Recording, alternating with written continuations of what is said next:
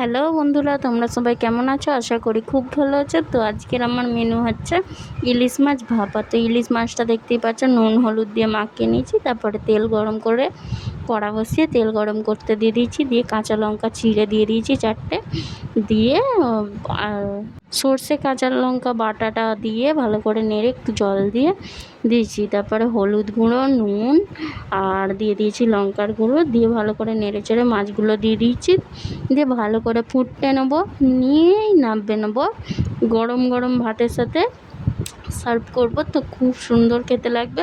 ওপর দিয়ে দেখতে পেলে 4টে কাঁচা লঙ্কা দিয়ে দিয়েছি, তো দেখেই নিলে। তো এরমভাবে তোমরা বাড়িতে একদিন ট্রাই করো, দেখবে খুব সুন্দর খেতে হয় ইলিশ মাছ ভাপা।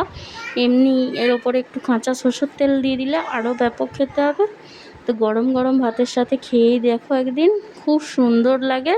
তো ভালো লাগলে লাইক করবে, কমেন্ট করবে, শেয়ার করবে, সাবস্ক্রাইব করে দেবে। Thank you.